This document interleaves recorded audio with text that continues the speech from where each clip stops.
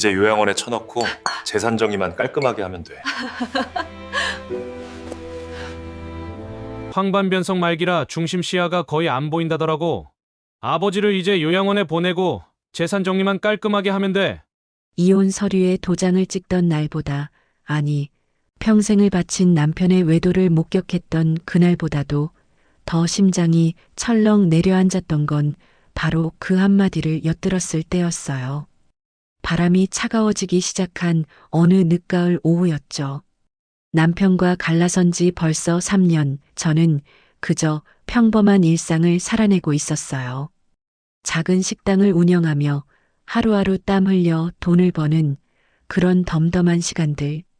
그 사람과 관련된 모든 것들을 애써 지워내며 이제야 겨우 나 자신으로 사는 법을 배우고 있었는데, 시장에서 우연히 만난 옛 동네 아주머니의 한마디가 제 평온했던 세상에 돌을 던졌어요. 어머 정숙 씨, 여기서 다 만나네. 저기 시아버님 소식 들었어? 황반 변성 때문에 눈이 거의 안 보이신다던데.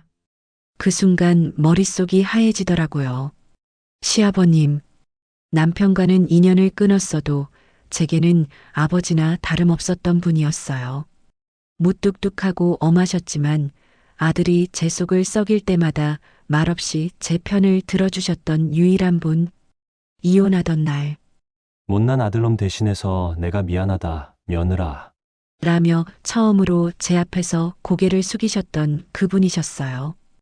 그런 분이 편찮으시다니 가슴이 덜컥 내려앉았어요. 전 남편이라는 작자는 분명 제게 알리지도 않았을 테고 제대로 돌보고 있기는 한 걸까?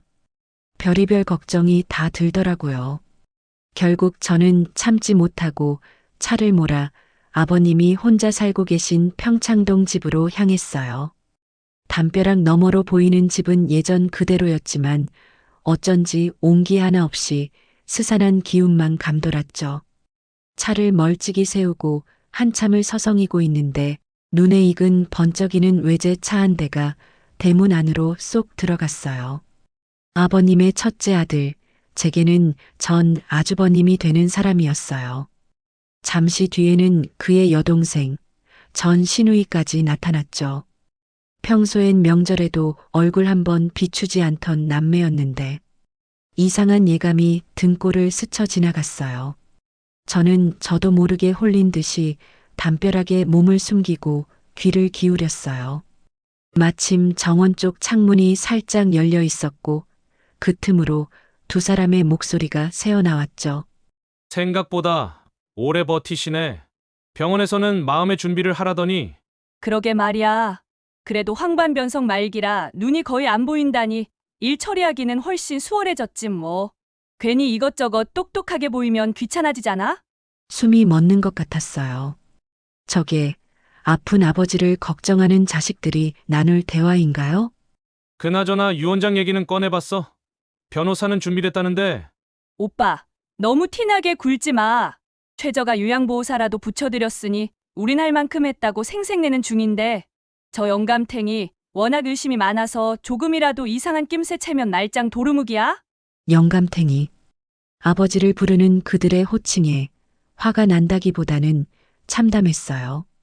아버님이 평생 무엇을 위해 사셨나 싶어서요. 그리고 제 심장을 후벼 팠던 바로 그 말이 이어졌죠. 하긴 이제 요양원에 쳐넣고 재산 정리만 깔끔하게 하면 돼. 이 집이랑 땅이랑 회사 지분까지 하면 꽤 짭짤할 거야. 그 순간 저는 두 손으로 입을 틀어막았어요. 비명이라도 지를 것 같아서요. 평생을 자식들을 위해 헌신하신 결과가 고작 저런 취급이었다니.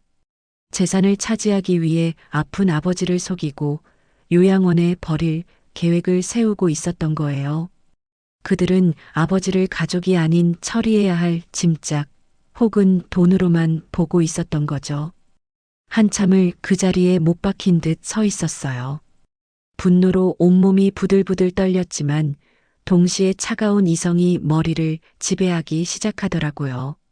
지금 내가 저기 뛰어들어가서 멱살이라도 잡으면 뭐가 달라질까? 저는 이제 법적으로 아무 상관없는 남인데 그들은 제 말을 듣기는커녕 재산 노리고 나타난 이상한 여자 취급을 하며 쫓아낼 게 뻔했죠. 그렇게 한참을 고민하는데 갑자기 1층 거실 창가에 아버님의 희미한 실루엣이 비쳤어요.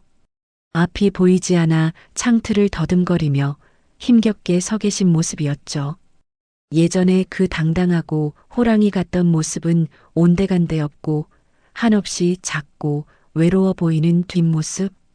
그 모습을 보는 순간 제 마음속에서 무언가 단단히 결심이 서더라고요. 그래, 이대로 아버님을 저 짐승 같은 자식들 손에 넘겨드릴 수는 없어. 법이 나를 남이라고 한다면 그들 눈에 띄지 않는 투명 인간이 되어드리면 되는 거야. 저들이 아버님의 눈을 멀게 만들었다면 내가 아버님의 눈이 되어드리는 수밖에. 그날 밤 저는 조용히 차에 시동을 걸었어요. 제 손에는 아버님이 살아생전 가장 좋아하셨던 김이 모락모락 나는 따뜻한 팥죽 한 그릇이 들려 있었죠. 이것이 바로 그 길고 외로운 싸움의 시작이었어요. 그날 밤 아버님 댁으로 향하는 제 손은 미세하게 떨리고 있었어요. 캄캄한 대문 앞에 서서 익숙했던 비밀번호를 누르려니 망감이 교차하더라고요. 이 집을 떠난 지 3년. 이제는 남이 된 제가 도둑고양이처럼 몰래 들어가는 이 상황이 현실 같지가 않았죠. 삑삑삑삑. 차가운 전자음과 함께 문이 열리는 순간 제 심장도 함께 덜컥 내려앉았어요. 현관에 들어서자마자 쾌쾌한 냄새와 냉기가 저를 덮쳤어요. 오전에 한두 시간 다녀간다는 최저가 요양보호사는 눈에 보이는 설거지 하나만 덜렁 해놓고 간 듯했어요. 거실은 불이 꺼져 칠흑같이 어두웠고 그 어둠 속에서 아버님의 희미한 기침 소리만이 간간히 들려왔지만 저는 숨을 죽인 채 갓 만들어 온 팥죽이 식을까봐 품에 꼭 안고 부엌으로 향했어요. 부엌의 상황은 그래서 더 처참했어요. 식탁 위에는 요양보호사가 차려놓고 간 국물만 흥건하고 건더기는 거의 없는 멀건 된장국 그릇이 차갑게 식어 있더라고요. 중심 시야를 잃어버리신 아버님은 그마저도 제대로 드시지 못하고 손으로 더듬다 상을 엎지르셨는지 바닥 한 구석이 축축하게 젖어 있었죠. 냉장고를 열어보곤 정말 기가 막혔어요. 유통기한이 지난 우유와 곰팡이가 핀 반찬들. 그 몹쓸 인간들은 값싼 요양보호사 하나 고용해 놓고는 아버지 입에 들어갈 음식 하나 제대로 확인하지 않고 있었던 거예요. 당장이라도 소리를 지르며 분노를 터뜨리고 싶었지만 저는 이를 악물고 참았어요. 지금은 그럴 때가 아니니까. 저는 챙겨온 팥죽을 조용히 냄비에 덜어대우고 작은 소반 위에 정갈하게 차렸어요. 그리고는 마치 그림자처럼 움직이기 시작했죠. 소리나지 않게 설거지를 하고 냉장고 속 썩은 음식들을 검은 봉지에 담아내고 바닥에 얼룩을 물걸레로 닦아냈어요. 수십 년 살아온 집이라 아버님은 벽을 짚고 화장실 정도는 오가실 수 있었지만 이렇게 어질러진 바닥에선 넘어지시기 십상이니까요. 1시간 남짓이었을까요? 집안이 어느 정도 정리되자 저는 아버님이 주무시는 방문 앞에 팥죽이 담긴 소반을 조용히 내려놓았어요. 그리고는 그저 마음으로만 간절히 속삭였어요. 아버님, 식사는 거르지 마세요. 누가 다녀갔는지 아시면 혼란스러우실 테니 제 흔적은 철저히 지워야 했어요. 그렇게 저의 위험한 이중 생활이 시작되었어요. 요양보호사가 떠난 직후 그리고 아주버님과 시누이가 들이닥치기 전 그 아슬아슬한 시간의 틈을 비집고 일주일에 서너 번씩 그 집에 들렀죠. 밑반찬을 만들어 냉장고를 채워놓고 집안을 청소하고 아버님이 드실 따뜻한 국을 끓여놓고 돌아오는 생활. 들키는 순간 모든 것이 끝난다는 생각에 늘 심장이 조마조마했지만 텅 빈 냉장고가 채워지고 집안에 다시 온기가 도는 것을 느낄 때마다 저는 멈출 수가 없었어요. 그러던 어느 날이었어요. 제가 막 소고기 묵국을 끓여놓고 서둘러 집을 나서려는데 현관 쪽에서 차 소리가 들리는 거예요. 심장이 멎는 줄 알았어요. 그들이 예상보다 일찍 돌아온 거죠. 저는 당황해서 어쩔 줄을 모르다가 급한 대로 아버님 서재에 있는 커다란 붙박이장 안으로 몸을 숨겼어요. 아, 냄새. 무슨 음식 냄새야? 요양보호사 아줌마가 뭐 해놓고 갔나? 아니, 그 아줌마는 국 끓일 시간도 안 채우고 가잖아. 아버지가 또 뭘 하셨나 보지. 앞도 제대로 안 보이시는 양반이 부엌은 왜 이렇게 들락거리는지 몰라. 그러다 불이라도 내면 어쩌려고. 기가 막혔어요. 집안에 가득한 음식 냄새를 맡고도 아버지 식사를 걱정하는 게 아니라 불 걱정부터 하더라고요. 잠시 후 아버님이 지팡이를 짚고 방에서 나오시는 소리가 들렸어요. 누구냐? 영민이냐? 네, 아버지, 저 왔어요. 유라도 같이요. 목이 마른데 물 한 잔만 가져다 주겠니? 저는 장롱 틈으로 그 광경을 똑똑히 봤어요. 신우이는 소파에 앉아 휴대폰만 만지작거리며 못 들은 척하고 아주버님은 귀찮다는 표정으로 정수기에서 물을 받아 툭 건네주더라고요. 아버님, 요즘 변호사님은 왜 안 만나세요? 빨리 유언장 정리를 해두셔야 저희도 마음이 편하죠? 맞아요, 아버지. 사람 일은 한치 앞을 모르는 거잖아요. 저희가 잘 처리해 드릴 테니 인감도장만 어디 두셨는지 알려주세요. 결국 저들의 목적은 그거였어요. 유언장과 인감도장. 앞이 보이지 않는 아버지를 앉혀놓고 재촉하고 겁박하는 그들의 모습은 사람이 아니라 탐욕에 눈이 먼 짐승 그 자체였어요. 아버님은 아무 대답 없이 그저 물만 천천히 마실 뿐이었죠. 그 침묵이 얼마나 무거운 시간이었는지 10분쯤 지났을까요? 더 얻어낼 게 없다고 생각했는지 그들은 가져온 편의점 도시락 2개를 식탁 위에 던지듯 올려놓고는 서둘러 집을 나섰어요. 아버지, 저희 바빠서 이만 가볼게요. 식사 거르지 마시고요. 그들이 떠나고 한참 뒤에야 저는 붙박이장에서 나올 수 있었어요. 다리가 풀려 그 자리에 주저앉고 말았죠. 식탁 위에는 제가 정성껏 끓인 뜨끈한 묵국과 그 옆에 차갑게 식어가는 편의점 도시락이 나란히 놓여 있었어요. 그 모습이 마치 제 처지와 아버님의 현실을 보여주는 것 같아 저도 모르게 눈물이 왈칵 쏟아지더라고요. 저는 눈물을 닦고 일어나 그들이 던져놓고 간 쓰레기 같은 도시락을 뜯지도 않은 채 검은 봉지에 담아버렸어요. 그리고 아버님께 묵국을 차려드렸죠. 저들의 목표가 아버님의 재산이라면 제 목표는 아버님의 존엄이었고 짐승들의 소나기에서 아버님의 마지막 자존심만큼은 반드시 지켜드려야겠다고 저는 그날 다시 한번 굳게 결심했어요. 들키는 순간 모든 것이 끝나는 아슬아슬한 줄타기는 그렇게 계속되었죠. 붙박이장 사건 이후 저의 행동은 훨씬 더 대담하고 치밀해졌어요. 단순히 음식을 채워넣고 청소하는 수준을 넘어섰죠. 이건 아버님의 존엄을 지키기 위한 보이지 않는 전쟁이었으니까요. 저만의 구체적인 계획, 일명 옹기 회복 작전이 시작된 거예요. 가장 먼저 손을 댄 것은 빨래였어요. 아버님 방 옷장을 열어보았을 때 저는 정말이지 할 말을 잃었어요. 요양보호사가 세탁기에 대충 돌리고 간 옷들은 제대로 세탁되지 않아 해묵은 얼룩이 져 있었고 눅눅하고 쾌쾌한 냄새가 배어 있었죠. 저는 그날부터 그들의 눈을 피해 아버님의 빨랫감을 집으로 가져와 밤새 세탁하고 햇볕에 보송보송하게 말려 다시 가져다 놓기 시작했어요. 제가 결혼 생활 내내 썼던 은은한 라일락 향이 나는 섬유유연제를 듬뿍 넣어서요. 다음은 아버님의 시간을 돌려드리는 일이었어요. 거실 한 구석에 먼지가 뽀얗게 쌓인 채 놓여있던 낡은 전축. 생전의 음악을 특히 클래식을 좋아하셨던 아버님을 위해 제가 선물해 드렸던 거였죠. 저는 먼지를 닦아내고 턴테이블에 아버님이 가장 좋아하셨던 슈베르트의 음반을 올려놓았어요.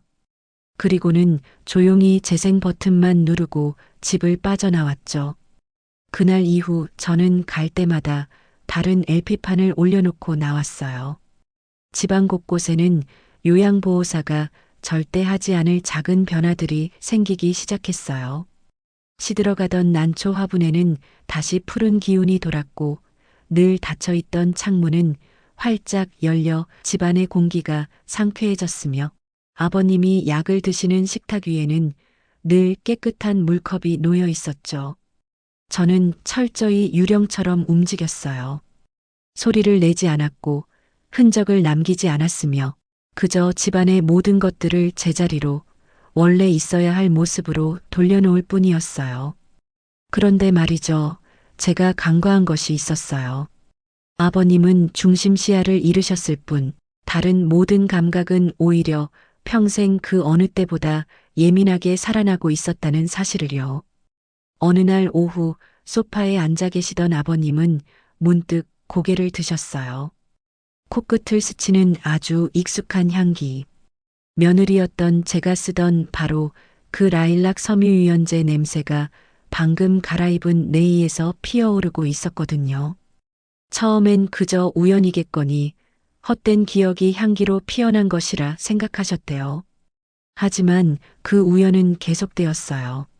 어느 날은 제가 끓여놓고 간 구수한 된장찌개 냄새가 집안에 진동했고 또 어느 날은 거실에서 슈베르트의 선율이 나지막히 흐르고 있었죠. 손끝으로 더듬어 본 탁자 위는 언제나 먼지 하나 없이 매끄러웠고 잠자리에 들 때마다 덮는 이불은 늘 햇볕에 잘 마른 솜니불처럼 보송보송했어요. 요양보호사가 대충 훔치고 간 자리와는 감촉부터가 달랐죠. 아주버님과 시누이가 이런 걸 할 리는 만무했어요. 그들은 늘 쓰레기 같은 인스턴트 음식 냄새나 풍기고 집안을 어지르기만 하고 돌아갔으니까요. 아버님은 혼란스러워지기 시작했어요. 대체 누가? 요양보호사도 저 녀석들도 아니라면 누가 와서 이 모든 것을 하고 있는 것이지? 아버님의 의심은 확신으로 바뀌어 갔어요. 누군가 자식들 몰래 이 집에 드나들고 있다. 그리고 그 누군가는 이 집과 자신의 모든 것을 아주 잘 알고 있는 사람이다. 그리고 마침내 아버님은 그 정체불명의 손님을 시험해 보기로 마음먹으셨어요. 그날도 아주버님과 시누이가 다녀간 뒤였어요. 그들은 여느 때처럼 아버지의 안위보다는 유언장 얘기만 늘어놓다 사라졌죠. 모두가 떠나간 적막한 거실. 아버님은 지팡이의 의지에 아주 천천히 거실 한쪽에 놓인 낡은 장식장으로 다가가셨어요. 그리고는 손을 더듬어 가장 소중하게 여기시던 액자 하나를 찾아내셨죠. 빛이 바래긴 했지만 한때는 온 가족이 함께 웃고 있던 가족사진이었어요. 며느리였던 제가 아버님 칠순 잔치 때 찍어드린 바로 그 사진이었죠. 아버님은 한참 동안 액자를 어루만지시다가 아주 단호한 손길로 그 액자를 뒤집어 엎어 놓으셨어요. 사진이 보이지 않도록 바닥을 향하도록 말이죠. 만약 그 보이지 않는 손님이 정말 그 아이가 맞다면 이 사진을 그냥 지나치지 못할 것이다. 한때나마 가족이었던 이 사진이 이렇게 엎어져 있는 것을 차마 보지 못할 것이다. 그것은 눈먼 시아버지가 던지는 침묵의 질문이자 마지막 확인이었어요. 저는 그날 밤에도 어김없이 그 집에 들어섰고 거실로 들어서는 순간 숨을 멈췄어요. 가지런하던 장식장 위에 덩그러니 엎어져 있는 빛바랜 가족사진. 심장이 쿵 내려앉았어요. 이건 단순한 실수가 아니었어요. 아버님이 저를 시험하고 계신 거였죠. 내가 정말 여기에 있는 것이냐? 하고 물으시는. 저는 떨리는 손으로 액자를 조심스럽게 들어 올렸어요. 성물을 다루듯 아주 천천히. 그리고는 먼지를 손등으로 훔쳐내고 원래 있던 그 자리에 바로 세워두었죠. 한때는 저도 저 사진 속에서 환하게 웃고 있었는데 그 시절을 생각하니 가슴 한편이 시큰하더라고요. 그것은 아버님의 질문에 대한 저의 대답이었어요. 네, 아버님. 저 여기 있습니다. 하고 마음속으로 말했어요. 다음 날 아침 아버님은 잠에서 깨자마자 더듬더듬 거실로 향하셨어요. 그리고 곧장 장식장 앞으로 다가가셨죠. 마른 손가락이 장식장 위를 천천히 훑었어요. 그리고 마침내 똑바로 세워져 있는 액자의 차가운 감촉이 손끝에 닿는 순간 아버님의 입가에 아주 희미하고 씁쓸한 미소가 스쳐 지나갔어요. 역시 그 아이였구나.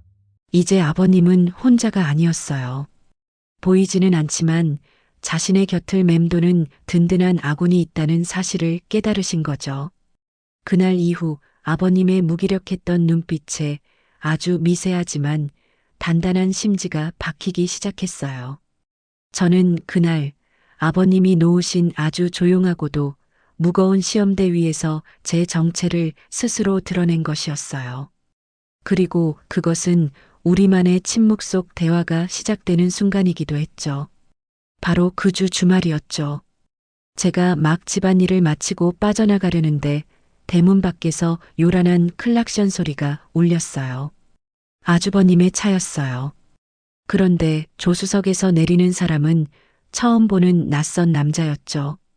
저는 또다시 급하게 서재의 붙박이장으로 몸을 숨겼어요. 들어오세요. 제 오랜 친구 박 변호사입니다.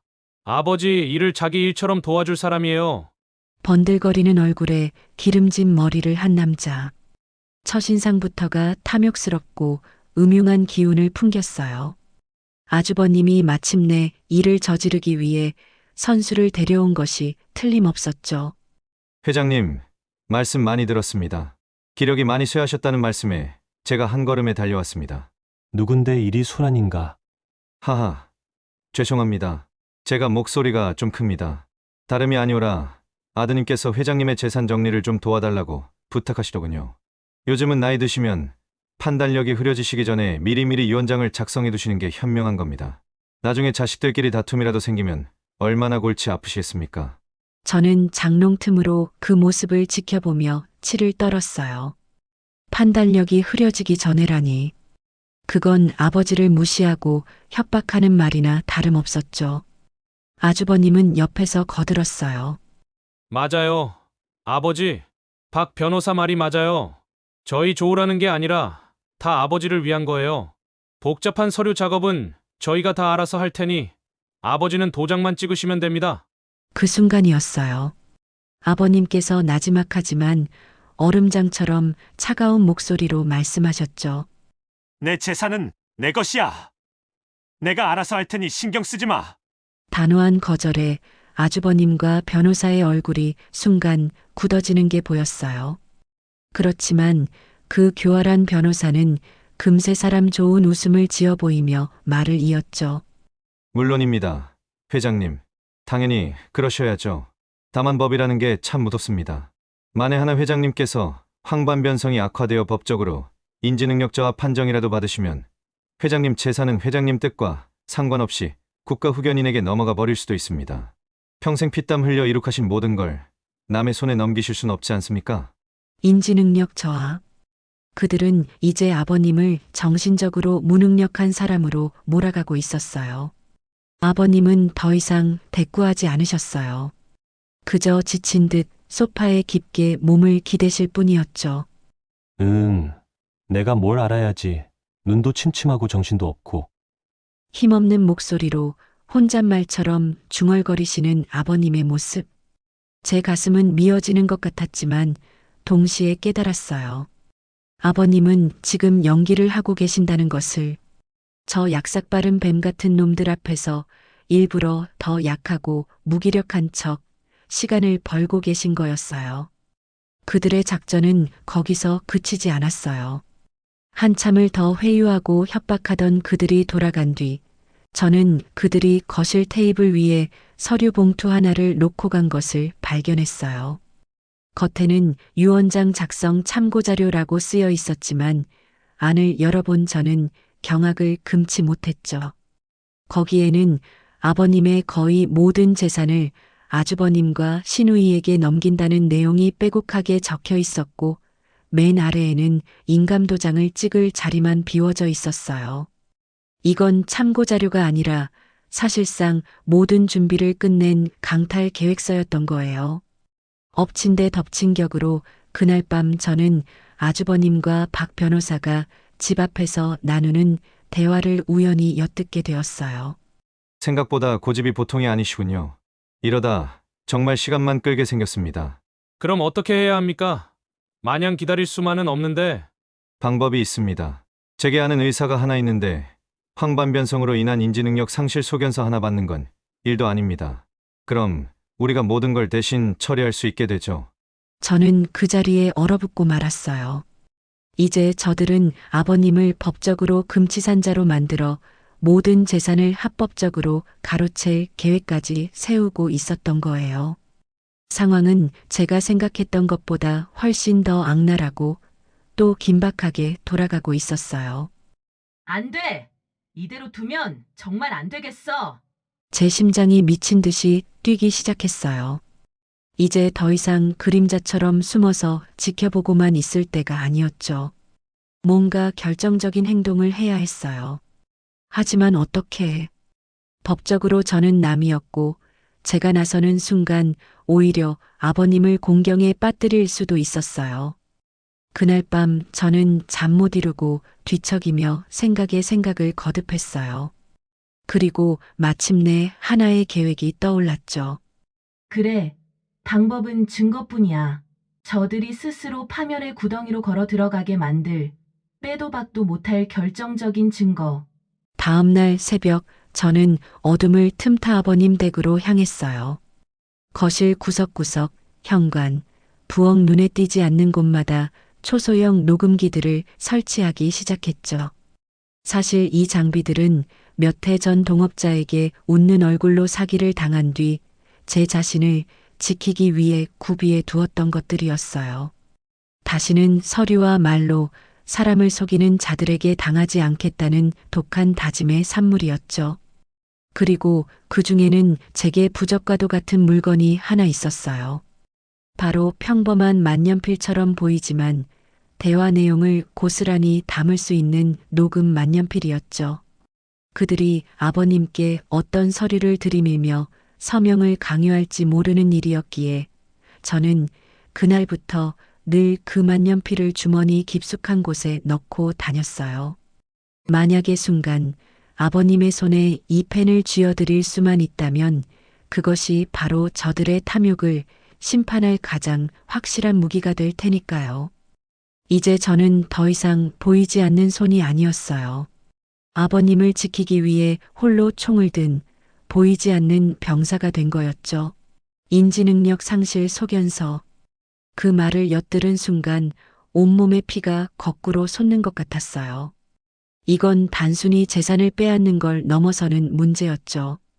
그들은 아버님의 인격과 평생을 바쳐 쌓아 올린 존엄성을 통째로 말살하려는 것이었어요. 법의 이름으로 아버님을 살아도 산 것이 아닌 존재로 만들어버리려는 잔인한 계획이었죠. 더 이상 이렇게 그림자처럼 숨어서 집안일이나 하고 있을 때가 아니었어요. 그날 밤 저는 뜬 눈으로 밤을 새웠어요. 어떻게 해야 이 사실을 아버님께 알려드릴 수 있을까? 제가 직접 나타나 말씀드리는 건 최악의 수였어요. 그들이 제 존재를 아는 순간 헤어진 며느리가 재산을 노리고 아버지를 홀리고 있다고 몰아가며 상황을 역으로 이용할 게 뻔했거든요. 방법은 하나뿐이었어요. 들키지 않고 오직 아버님만이 알아차릴 수 있는 신호를 보내는 것. 다음 날 저는 이른 새벽부터 부엌에 섰어요. 그리고는 아주 오랜 기억을 더듬어 잣죽을 쑤기 시작했죠. 그냥 잣죽이 아니었어요. 아주 오래전 아버님께서 심한 감기 몸살로 알아누우셨을 때 제가 밤을 새워 끓여드렸던 바로 그 잣죽이었어요. 아버님과 저만이 아는 추억의 맛이었죠. 저는 그 잣죽을 보온병에 담아 평소처럼 아버님 댁으로 향했어요. 집안은 폭풍 전야처럼 고요했죠. 저는 부엌으로 가 잣죽을 정갈한 사기 그릇에 옮겨 담고는 식탁 위에 조용히 내려놓았어요. 제발, 제 마음이 이 죽 한 그릇에 담겨 전달되었으면 좋겠네. 그래서 아버님이 위험을 빨리 감지하셨으면 좋겠는데. 간절히 기도하는 마음으로 집을 빠져나왔어요. 그날 아침 아버님은 여느 때처럼 더듬더듬 식탁으로 다가오셨어요. 요양보호사가 차려놓고 간 식은 밥 대신 따뜻하고 부드러운 감촉의 죽 그릇이 손끝에 느껴졌죠. 천천히 한 숟가락을 떠서 입으로 가져가시는 순간 아버님의 손이 허공에서 잠시 멈추었습니다. 뭐지? 이 맛은 내가 몸이 아파 입맛을 잃었을 때 며느리가 정성껏 끓여와 억지로라도 입에 넣어주었던 바로 그 잣죽이잖아? 아버님은 그제야 모든 것을 깨달으셨어요. 그리고 이 잣죽은 그 아이가 보내는 절박한 신호라는 것을. 그건 단순한 잣죽이 아니었어요. 아버님만이 알아채실 수 있는 제 간절한 마음의 편지였죠. 아버님, 제가 그때 아버님을 돌봐드렸던 것을 기억하시죠? 지금 아버님은 그때처럼 위험한 상황이에요. 그리고 제가 모든 것을 알고 지켜보고 있어요. 라고요. 아버님은 말없이 죽을 깨끗이 비우시고는 지팡이를 짚고 아주 오랜만에 서재 가장 깊숙한 곳에 있는 서랍을 여셨죠. 그날 오후 저는 불안한 마음을 안고 다시 아버님 댁을 찾았어요. 그런데 식탁 위에 놓인 광경을 보고 저는 그 자리에 얼어붙고 말았죠. 제가 놓고 간 잣죽 그릇 옆에 낯익은 찻잔 하나가 덩그러니 놓여 있는 게 아니겠어요? 제가 시집와서 처음으로 아버님께 드린 아버님께서 아끼신다며 서재 서랍에 고이 모셔두었던 바로 그 목련꽃 찻잔. 저는 저도 모르게 입을 틀어막았어요. 눈물이 앞을 가렸죠. 아버님이 다 알고 계셨던 거예요. 이 찻잔을 꺼내 놓으신 것은 저를 향한 아버님의 첫 응답이었어요. 그 찻잔은 단순한 물건이 아니었어요.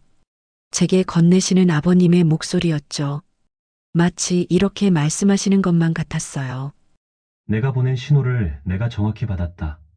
그리고 나 역시 너를 믿고 함께 싸울 준비가 되었다. 두려워 말고 계속해라. 그렇게 아버님은 세상에서 가장 따뜻하고 단단한 위로를 건네고 계셨던 거예요. 찻잔 하나가 오갔을 뿐이지만 저는 아버님의 모든 마음을 읽을 수 있었고, 그래서 저는 한참을 그 자리에 서서 눈물을 흘렸어요. 목련꽃 찻잔을 두 손으로 꼭 안고 오열을 참으며 조용히 울었죠. 이제 저는 혼자가 아니었어요. 아버님도 혼자가 아니셨고요. 저는 한참을 그렇게 서 있다가 찻잔을 조심스럽게 씻어 다시 원래 있던 그 자리에 모셔두었어요. 우리의 비밀스러운 약속처럼요. 그날부터 저와 아버님 사이에는 세상 그 어떤 말보다도 강력한 눈물겨운 침묵의 동맹이 맺어졌어요. 며칠 뒤 예상대로 아주버님과 시누이가 다시 나타났는데 이번에는 박 변호사와 함께 낯선 의사 한 명을 데리고 왔죠. 저는 어김없이 서재 붙박이장 안에 몸을 숨긴 채 숨을 죽이고 지켜봤어요. 아버지, 지난번에 말씀드렸던 의사 선생님입니다. 아버지 건강이 염려된다고 하셔서 제가 억지로 모시고 왔습니다. 하얀 가운을 입었지만 의사라기보다는 사기꾼에 가까운 남자. 바로 그 순간부터 아버님의 위대한 연기가 시작되었어요. 어르신, 제가 좀 뵙겠습니다. 요즘 기억은 좀 어떠십니까? 오늘이 며칠인지, 여기가 어디인지는 아시겠어요? 아버님은 한참 동안 말이 없으시다가 아주 느리고 힘없는 목소리로 대답하셨어요. 가을인가? 밖에서 비가 오는 것 같군. 아이 참, 아버지. 그냥 빨리빨리 대답 좀 하세요. 시간도 없는데. 저는 장롱 속에서 아버님의 연기를 보며 가슴이 미어졌어요. 저렇게까지 하시면서 저들의 계략에 말려드는 척 하셔야 하다니. 하지만 동시에 알 수 있었어요. 아버님은 지금 저를 믿고 계신다는 것을. 제가 반드시 이 모든 걸 기록하고 있을 거라 믿으시며 끝까지 버티고 계신다는 것을. 그날 밤 눈먼 시아버지와 그림자 며느리 사이에는 세상 그 어떤 말보다도 강력한 눈물겨운 침묵의 동맹이 맺어졌어요. 이제 남은 것은 저 교활한 짐승들을 사냥하는 일뿐이었어요. 그러던 중 올 것이 오고야 말았어요. 제가 경고했던 바로 그 가짜 의사가 뱀 같은 박 변호사와 두 짐승 같은 남매와 함께 거실 한복판에 서 있었으니까요. 좁은 틈새로 보이는 아버님은 소파에 꼿꼿이 앉아 미동도 없으셨어요. 아버님은 지금 저를 믿고 우리의 보이지 않는 약속을 믿으며 버티고 계신 거였어요. 가짜 의사라는 작자는 마치 자신이 대단한 권위라도 가진 듯 거들먹거리며 아버님께 다가갔어요. 어르신, 제가 몇 가지 여쭤봐도 되겠습니까? 이건 아주 간단한 검사입니다. 그것은 진료가 아니었어요. 아버님을 무능력자로 낙인 찍기 위한 모욕적인 신문이었죠. 잠시 뒤 의사는 보란 듯이 헛기침을 하며 말했어요. 어르신, 그럼 제가 드리는 단어 몇 개를 잘 기억했다가 다시 말씀해 보시겠어요? 자, 하늘, 기차, 연필. 아버님, 끝까지 연기하세요. 저를 믿고 버텨주셔야 해요. 저는 장롱 안에서 두 손을 모아 간절히 기도했어요. 아버님은 그저 멍하니 허공을 바라보실 뿐이었죠. 의사가 잠시 뒤 다시 물었어요. 어르신, 아까 제가 말씀드린 단어 3가지가 뭐였죠? 글쎄, 뭐였더라. 기억이 잘. 그 순간 아주버님과 신우이 그리고 변호사의 입가에 승리의 미소가 번지는 것을 저는 똑똑히 봤어요. 그들은 아버님이 완전히 무너졌다고 확신하고 있었죠. 의사는 만족스러운 표정으로 차트에 무언가를 적으며 최종 선고를 내렸어요. 단기 기억력에 심각한 손상이 있으시군요. 인지능력 저하도 뚜렷하고요. 보호자분들, 아무래도 정식으로 성년후견인 지정 신청을 서두르시는 게 좋겠습니다. 성년후견인. 그 단어가 제 심장에 비수처럼 날아와 박혔어요. 자, 회장님. 그럼 일이 이렇게 된 김에 오늘 서류에 도장이라도 미리 찍어두시죠. 박 변호사가 가방에서 유언장을 꺼내 펼쳤어요. 모든 것이 끝장나는 듯 보였어요. 바로 그때 아버님께서 아주 작은 목소리로 입을 여셨죠. 도장이라니, 내 도장이 어디 있는지 기억도 안 나는 걸. 하지만 내 서명은 할 수 있지. 내가 늘 쓰던 펜, 그걸 가져오너라. 어떤 펜을 말하는 겁니까? 그냥 저 영감탱이 마지막 고집이겠죠? 서명만 받으면 그만이잖아요. 그들에게 아버님의 말씀은 그저 노인의 변덕일 뿐이었어요. 하지만 저는 달랐어요. 심장이 터질 듯이 뛰기 시작했죠. 아버님은 저에게 신호를 보내고 계셨던 거예요. 아주버님이 서재로 들어서려는 순간 아버님께서 실수인 척 테이블 위에 물잔을 툭 쳐서 바닥으로 떨어뜨리신 거예요. 쨍그랑. 으악, 차가워. 아이고 회장님, 조심 좀 하시지. 어머, 내 양말. 모든 시선이 깨진 유리 조각에 쏠린 그 찰나의 혼돈. 그것이 아버님께서 제게 만들어주신 단 한 번의 기회였죠. 지금이야! 저는 조용히 붙박이장 문을 열고 나와 마치 주방 쪽에서 소리를 듣고 달려온 것처럼 자연스럽게 마른 행주를 들고 나타났어요. 그들의 눈에는 마스크를 쓰고 있는 저는 그저 이름 없는 요양보호사일 뿐이었죠. 저는 태연하게 하지만 심장은 터질 듯한 속도로 아버님께 다가가 무릎을 꿇었어요. 회장님, 괜찮으십니까? 제가 치우겠습니다. 저는 젖은 바닥을 닦는 척하며 테이블 밑 그 누구의 시선도 닿지 않는 어둠 속에서 제 주머니에서 만년필을 꺼내는 그 짧은 순간 떨리는 손으로 아주 작은 녹음 버튼을 힘주어 눌렀어요. 앞이 보이지 않으시는 아버님께서 직접 이 버튼을 누르시는 건 불가능했으니까요. 제가 할 수 있는 마지막이자 가장 중요한 준비였죠. 그리고 아버님의 손에 쥐어드렸어요. 임무 완수. 저는 아무렇지 않은 척 일어나 깨진 유리 조각을 치운 뒤 나지막히 말했죠. 그럼 베란다 쪽 청소하겠습니다. 저는 고개를 살짝 숙인 뒤 그들의 시야에서 자연스럽게 사라졌어요. 투명인간이라는 역할 속으로요. 잠시 후 서재에서 돌아온 아주버님의 손에는 여러 개의 펜이 들려 있었어요. 아이고, 도대체 어떤 거야? 그렇게 고개를 갸웃거리던 그의 시선이 마침내 아버님 손에 닿았어요. 어? 펜은 여기 있는데 언제 찾으셨대? 그냥 빨리 끝내요, 오빠. 그래요. 빨리 서명이나 받읍시다. 그들의 눈에는 오직 탐욕과 짜증만이 가득했기에 방금 자신들의 눈앞에서 어떤 기적이 일어났는지 전혀 눈치채지 못했습니다. 아버지, 잘 생각하셨어요. 이제 여기 이름만 쓰시면 저희가 아버지 편안하게 모실게요. 아주 좋은 요양원으로요. 하하. 그 경멸과 탐욕이 가득 담긴 목소리. 저는 베란다 창문 뒤에서 숨죽인 채 지켜봤어요. 아버님의 떨리는 손이 마침내 서류 위로 천천히 움직이기 시작했습니다. 이미 모든 것을 담기 시작한 그 펜 끝에서 저는 우리의 마지막 희망을 보았습니다. 아버님의 서명이 끝나자마자 거실의 공기는 그들의 역겨운 탐욕으로 가득 찼어요. 아주버님과 시누이 그리고 박 변호사는 서로의 등을 두드리며 승리를 자축했죠.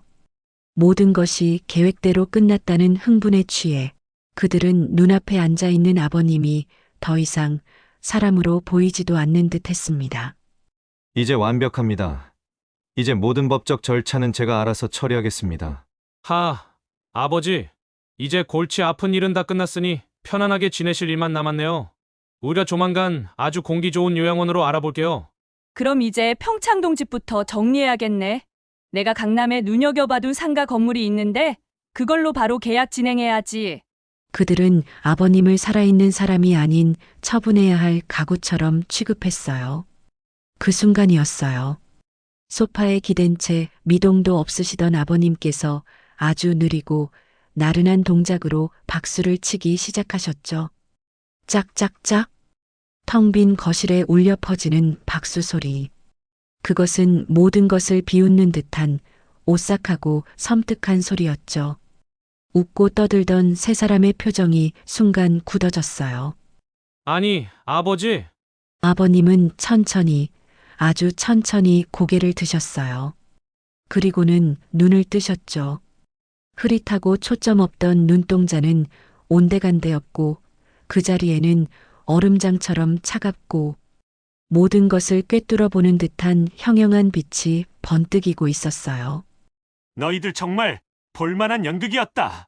자식이란 놈들이 친구들과 짜고 눈먼 애비를 상대로 벌이는 아주 감동적인 사기극 말이야. 세 사람의 얼굴이 하얗게 질려갔어요. 아니, 아버지, 눈이 어떡해? 내가 눈이 먼 줄 알았냐? 아니, 나는 너희들이 탐욕에 눈이 멀어 애비의 마음을 보지 못하는 저 가증스러운 꼴들을 똑똑히 보고 있었지.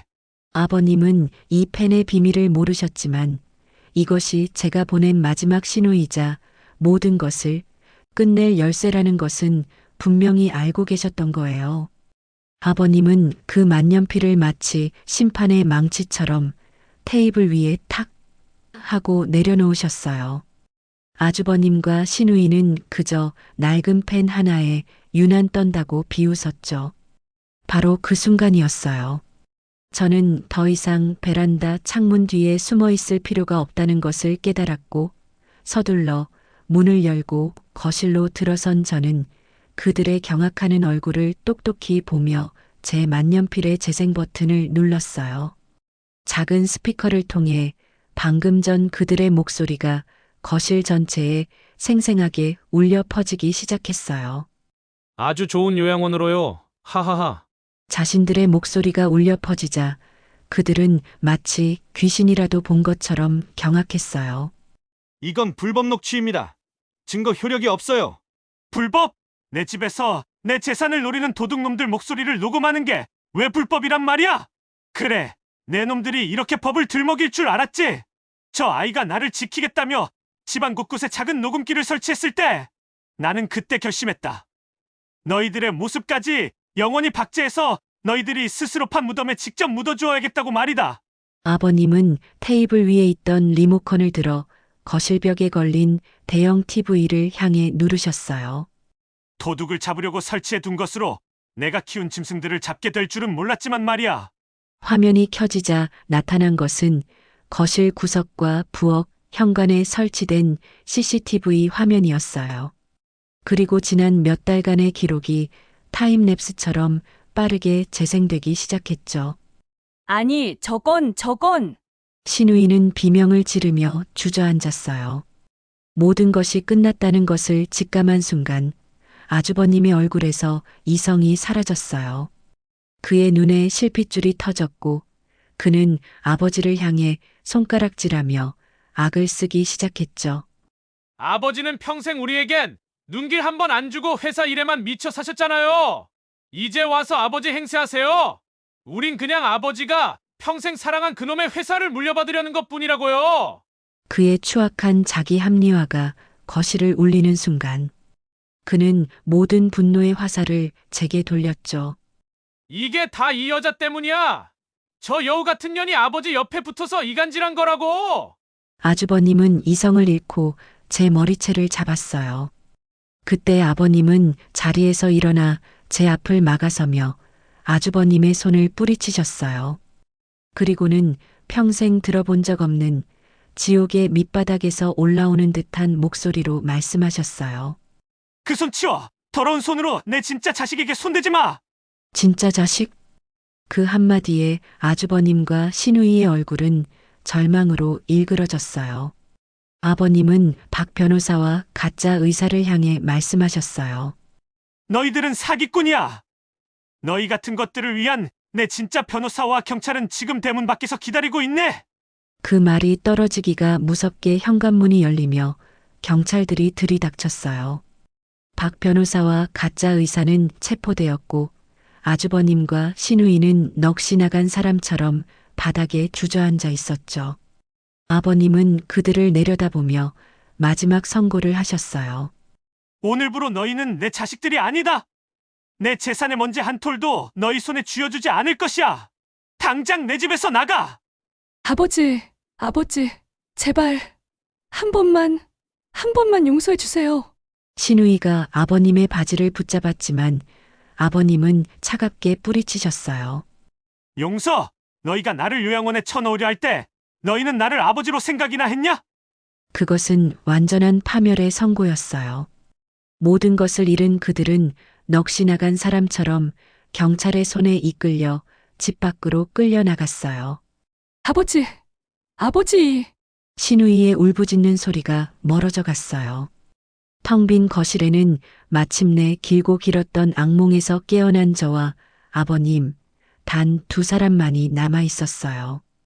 한참 동안 아무도 말이 없었어요. 저는 그저 바닥에 주저앉아 눈물만 흘렸죠. 아버님은 천천히 제게로 다가오셔서 떨리는 손으로 제 어깨를 두드려 주셨어요. 고생했다. 정말 고생 많았다. 그 따뜻한 손길에 저는 더 이상 참을 수가 없었어요. 평생 쌓아왔던 모든 서러움과 외로움이 한꺼번에 터져나왔죠. 저는 그날 아버님 품에 안겨 한참을 울었어요. 아버님도 제 머리를 쓰다듬으시며 함께 우셨죠. 모든 것이 끝났어요. 하지만 동시에 진짜 가족이 시작되는 순간이기도 했어요. 얼마나 지났을까요? 아버님 품에 안겨 소리 없이 눈물만 흘리고 있는데 밖에서 경찰차가 떠나는 소리가 희미하게 들려왔어요. 그들의 비명과 울음소리가 멀어질수록 역설적으로 집안은 더 깊은 침묵 속으로 가라앉는 기분이었죠. 한참 뒤에야 저희는 아주 천천히 서로에게서 떨어졌습니다. 텅 빈 거실, 방금 전까지 벌어졌던 모든 일이 마치 거짓말처럼 느껴질 정도였죠. 아버님은 창가에 서서 어두워진 정원을 말없이 내려다보고 계셨고, 저는 차마 아무 말도 꺼내지 못한 채 그저 아버님의 지친 뒷모습을 바라보고만 있었어요. 한참의 침묵 끝에 아버님께서 먼저 입을 여셨어요. 저를 돌아보지 않은 채 창밖을 향해 나지막이 말씀하셨죠. 고맙다. 그 한마디에 지난 몇 달간 제 마음을 짓누르던 모든 긴장과 두려움이 눈 녹듯 사라지는 기분이었어요. 얼마나 무섭고 또 고달팠겠느냐. 이 늙은이 하나 때문에.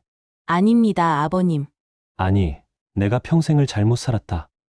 자식이라고 품에 끼고 있던 것들은 내 돈을 노리는 승냥이들이었고, 내가 지켜주지 못했던 아이가 결국 나를 지켰으니 말이다. 아버님은 천천히 몸을 돌려 거실 장식장 위에 놓인 빛바랜 가족 사진을 한참 동안 바라보셨어요.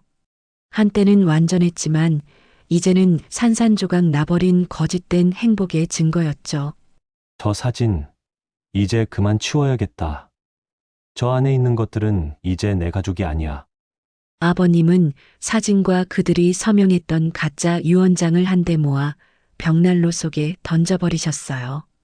주황색 불꽃이 타오르며 우리의 아팠던 과거를 한 줌의 재로 삼켜버렸죠. 모든 것이 정리된 후 아버님은 서재에서 진짜 유언장이 담긴 봉투를 꺼내 제 앞에 내미셨어요. 아닙니다, 아버님. 저는 이런 걸 바라고 한 게 아닙니다. 제가 손사래를 치며 거절하자 아버님은 제 손을 꼭 잡으셨어요. 평생 느껴보지 못했던 투박하지만 따뜻하고 단단한 손이었어요. 이건 보상이 아니다.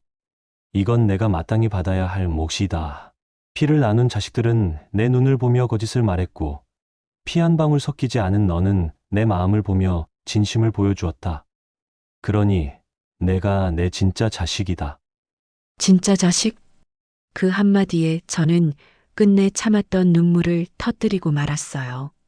그날 이후 저는 더 이상 그림자처럼 숨지 않고 당당하게 그 집의 문을 열고 들어갔어요. 시간이 조금 흘러 모든 것이 제자리를 찾아가던 어느 쌀쌀한 가을날 오후였어요. 제가 운영하는 작은 식당은 점심 장사가 끝나고 한산했죠. 저는 주방 한 구석에서 저녁 장사를 위한 재료를 다듬고 있었어요. 그때였어요. 가게 문에 달린 작은 종이 울렸고 저는 무심코 고개를 들었다가 그 자리에 얼어붙고 말았어요. 아버님께서 지팡이를 짚고 문지방을 넘어 조심스럽게 가게 안으로 들어서고 계셨거든요. 아버님, 여긴 어쩐 일로? 저는 저도 모르게 달려나갔어요. 아버님은 빙그레 웃으시며 말씀하셨죠. 우리 딸이 땀 흘려 일하는 곳이 어떤 곳인지 이제라도 와봐야지. 국밥 한 그릇 먹을 수 있겠니? 저는 황급히 가장 깨끗한 자리를 닦아 아버님을 모셨어요. 그리고는 제 모든 정성을 담아 뜨끈한 국밥 한 그릇을 말아내어 드렸죠. 아버님은 아무 말씀 없이 그저 천천히 숟가락을 드셨어요. 뚝배기 바닥이 보일 때까지요. 그 모습을 지켜보는 제 가슴이 어찌나 뜨거워지던지. 다 드신 아버님은 자리에서 일어나 주머니에서 지갑을 꺼내려 하셨어요. 저는 조용히 다가가 아버님의 손을 막았죠. 그리고는 제 마음속에서 오랫동안 맴돌았던 말을 무심한 척 툭 던졌어요. 아버지가 딸 집에 와서 밥값 내는 게 어디 있어요? 아버님의 손이 허공에서 멈칫하더군요. 잠시 아무 말이 없으시던 아버님의 얼굴에 제가 평생 처음 보는 환한 미소가 번졌어요. 주름진 눈가에 이슬이 맺히는 것 같기도 했죠. 그래, 맞다. 그랬었지. 여기가 내 딸 집이었지. 아버님은 그날 그렇게 한참을 더 머무시다 돌아가셨어요. 그날 이후 아버님은 제 식당의 가장 귀한 단골 손님이 되셨죠. 시간이 흘러 저는 평창동 집의 낡은 문패를 새로 바꿨어요. 아버님께서 직접 쓰신 글씨였죠. 김회장 댁이 아닌 우리 집이라고요. 정원에는 제가 새로 심은 목련나무가 뿌리를 내리기 시작했고 거실에서는 매일 오후 슈베르트의 선율이 잔잔하게 흐르고 있었어요. 어느 봄날 저녁 정원 벤치에 나란히 앉아 석양을 바라보는데 아버님께서 불쑥 물으셨어요. 행복하냐? 네, 아버님. 정말 행복합니다. 나도 그렇다. 이 늙은이가 평생 살면서 지금이 제일 편안하구나. 그 말씀을 들으며 저는 문득 깨달았어요. 가족이란 피로 맺어지는 게 아니라 마음으로 맺어지는 것이라는 걸. 그리고 진짜 사랑은 큰 소리로 외치는 게 아니라 따뜻한 국밥 한 그릇처럼 조용히 곁을 지키는 것이라는 걸요.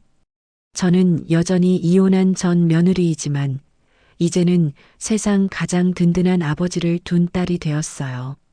이 길고 아팠던 겨울이 지나고 저희 집 정원에도 그리고 제 인생에도 마침내 진짜 봄이 찾아왔네요. 긴 사연 들어주셔서 고맙습니다.